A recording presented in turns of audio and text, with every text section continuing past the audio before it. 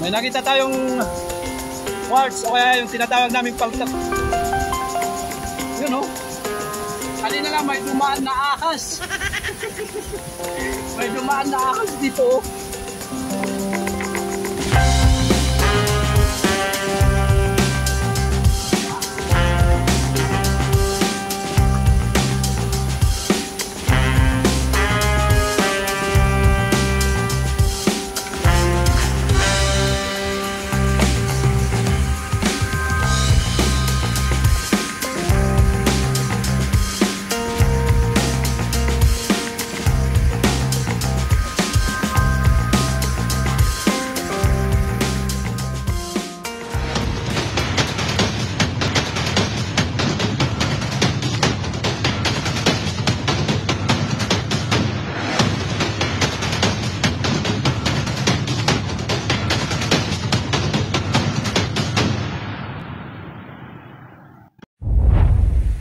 Ayan, good day mga kamukha, nagbabalik again KD35 Vlog, and for today's video ay day 10. Ayan, pang 10 araw na po natin dito sa ilog, at syempre dito tayo mag-i-sluice ngayon. Ayan, dito tayo mag-i-sluice ngayon.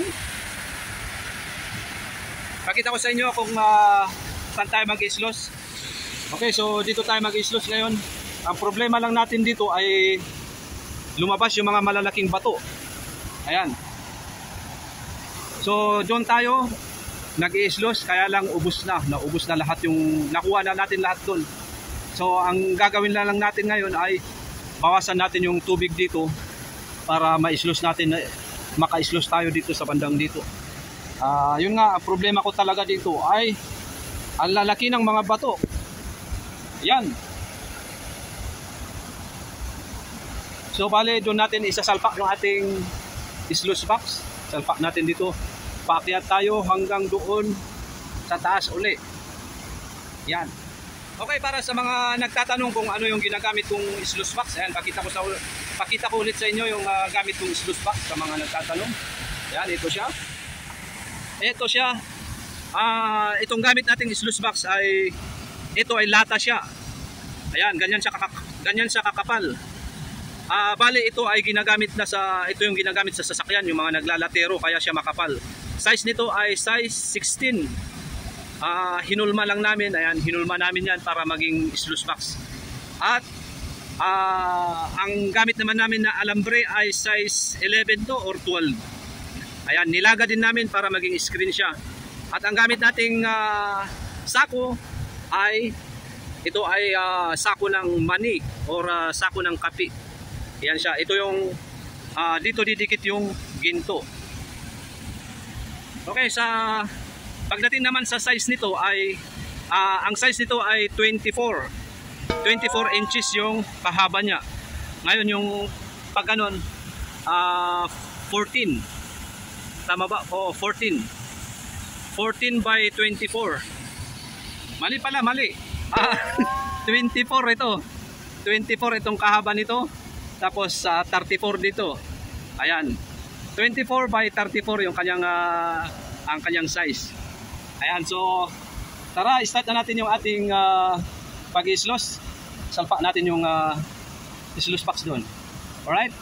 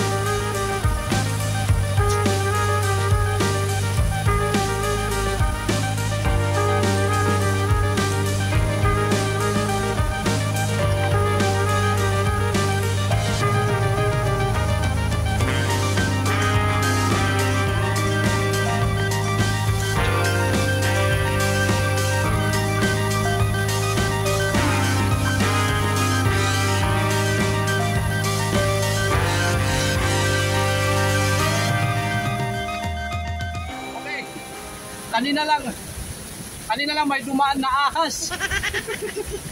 May dumaan na ahas dito. Dumaan siya dyan, pumasok dito. Pumasok dyan sa loob ng malaking bato. Dyan siya pumasok eh. Dumaan yung ahas. Nagkukudkud ako. Aba, bigla pa namang tumaan.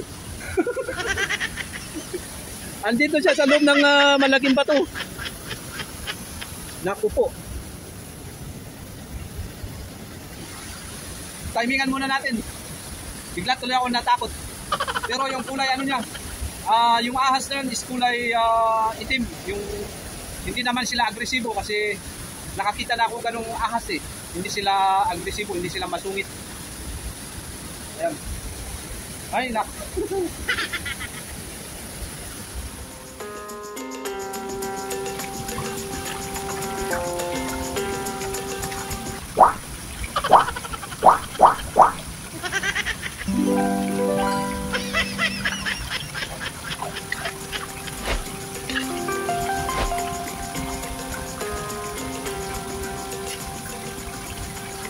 Andun siya pa rin sa loob. Andun siya sa loob, oh. Ayan, hindi malinaw sa camera, madilim. Ayun, oh. Parang kumakaway-kaway pa eh. Hello. Parang kumakaway-kaway pa eh. Ayan. Mabait naman yan, mabait. Kaibigan natin yan, kaibigan. Ayan, so ituloy lang natin. Di bali, makakyat lang ako doon, pwede na. Pwede ko nang ibaba. Ang problema ko lang, ayan, may malaking bato doon. Ayun pa. Yun yung ating problema. Pero yung kaibigan nating ahas, mabait siya. Hindi nga siya parang hindi naman siya masungit. Hindi siya nagsusungit. Kaya wag na lang natin gambalain. Hayaan na lang natin. Doon lang nagpapatunay na hindi ang ahas, hindi natin katakutan yung ahas kasi ang numero uno pala, mas takot pa yung ahas kaysa sa atin. Mas takot yung ahas sa tao kaysa tayo. Ayan. Yun lang yung patunay doon na mabait yung mga ahas. Di ba?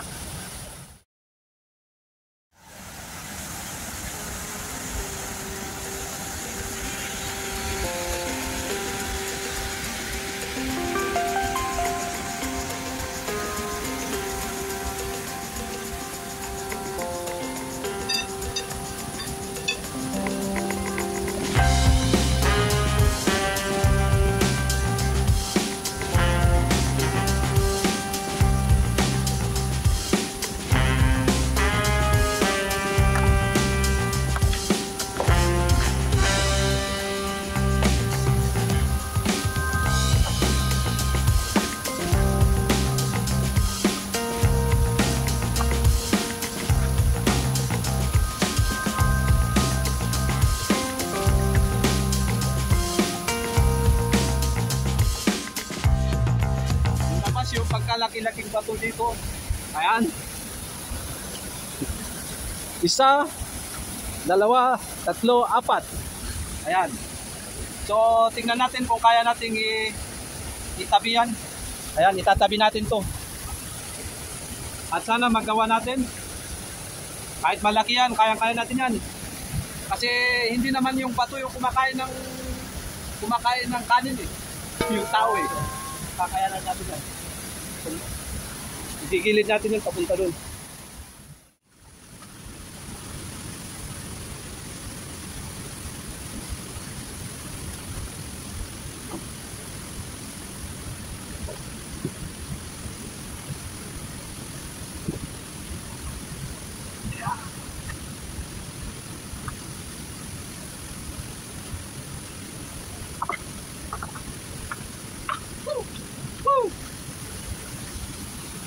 Nagawa. Yan, ang laki.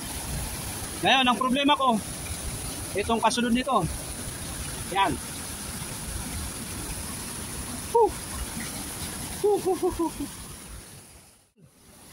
Naitabi na natin yung dalawang bato. Sayang, hindi nakunan kanina sa camera. Hindi ko pala na-record yung tinabi natin to. Ang problema ko itong isang to. Mas mabuti yun kasi maliit pa naman yun. Ito lang talaga malaki. Tingnan mo ba naman tong laki ng dalawang to? Grabe. Liliit ang itlog ko nito.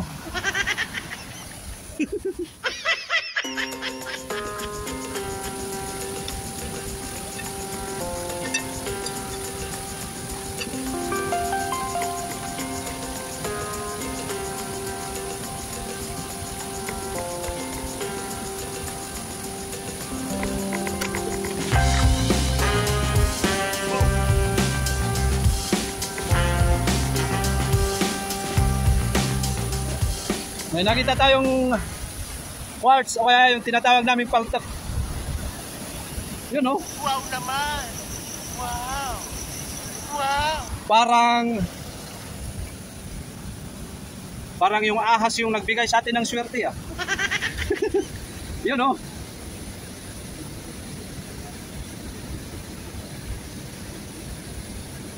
Wow! Pero parang may karugtong to.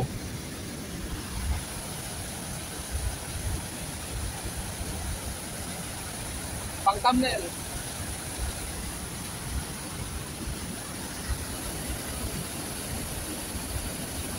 Woo! Jackpot! Jackpot! Ayos!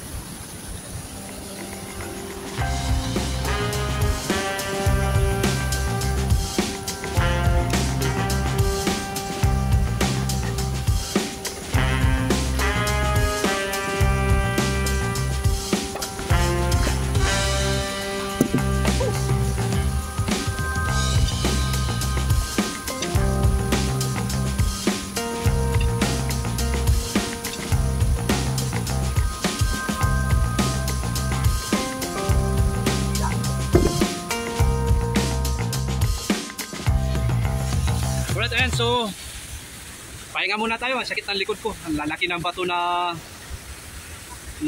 inano natin. So nagutom ako. Tingnan mo ba naman sa laki ng mga bato na lumabas doon. At meron tayo ditong merienda na. Ayan. Merienda tayo na pancake. At sa tubig lang, tubig. Ayan, merienda muna tayo bago tayo ituloy yun. Pahinga muna kahit 30 minutes lang. Ayan.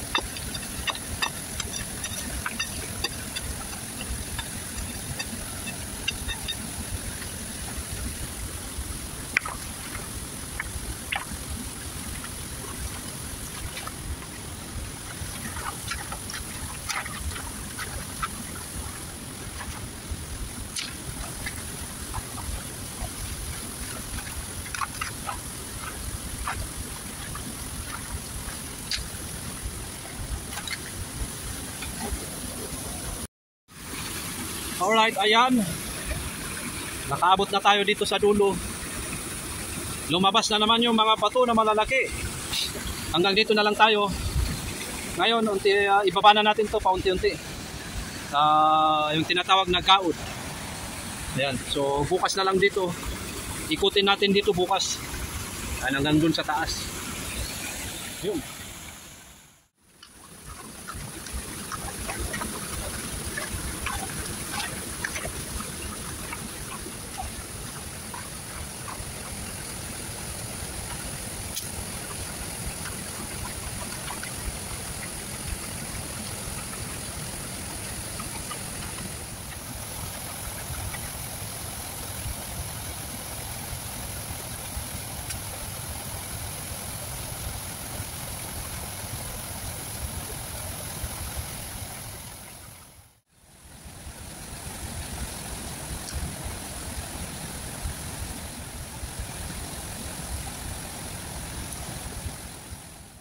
Okay, so andito na ako sa tapat kung saan nagtago yung ahas.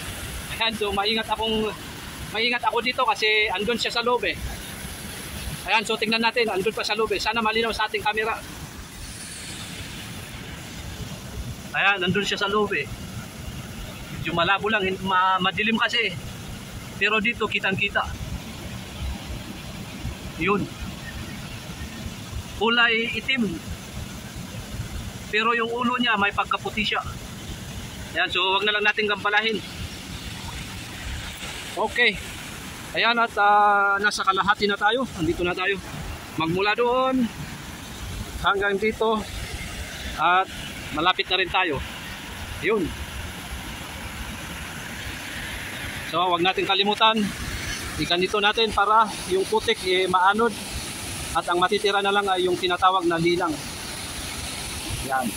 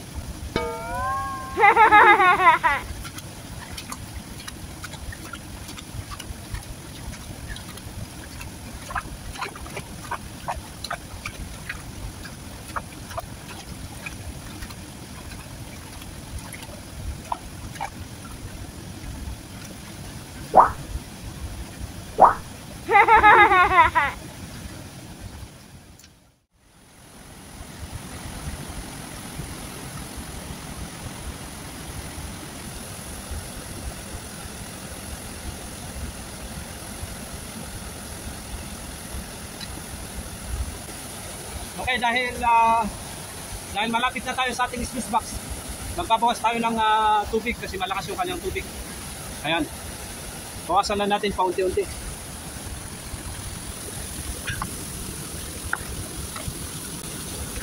Ayan, so mamaya ulit saka tayo magbabawas. Huwag natin biglayin.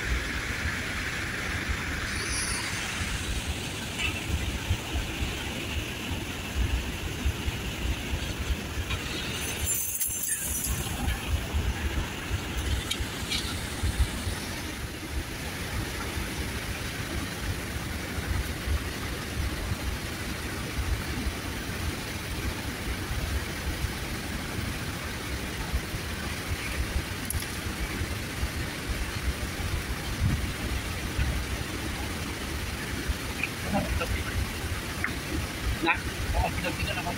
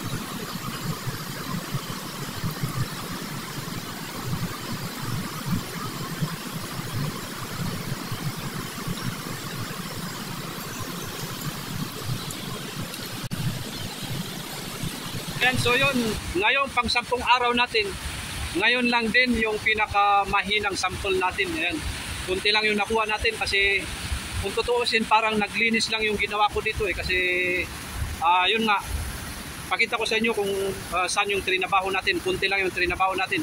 Halos ang ginawa lang natin is naglinis lang eh. Ayan, ito siya oh. Okay, so ito yung nangyari.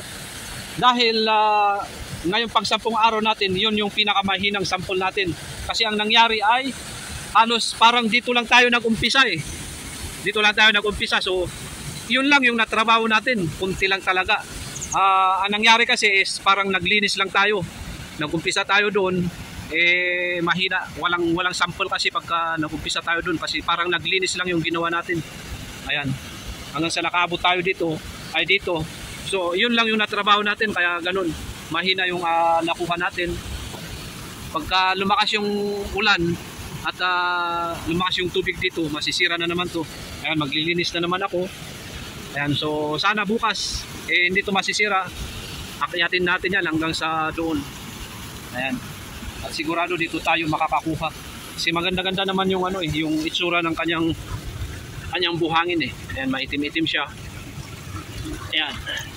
Ang problema ko lang talaga itong malaking bato na yun, kaya dito iikot na lang ako dito para makuha ko yung tubig. Yun. Ayan, so yun, dito ko natatapusin itong video ko. Maraming salamat sa mga nanood dyan. At abangan nyo po dahil pang 10 araw natin ngayon sa ating 30 days challenge sa islusing. So ibig sabihin meron pa tayong 20 days na natitirang araw. Ayan, so abangan nyo po kung kung ilang grams yung maiipon natin sa loob ng 30 days. Ayan, so maraming salamat at dito ko natatapusin itong video ko. At kung bago ka lang sa aking channel, baka naman pwedeng pa-subscribe dyan at pa-like and share na rin. At siyempre para mas lalo kang updated sa mga video na aking ina-upload, i-click mo lang yung notification bell icon dyan. Ayan, oras natin ay 12:58. Ayan, so alas 12 na, mag-aalaw na na. Bye-bye!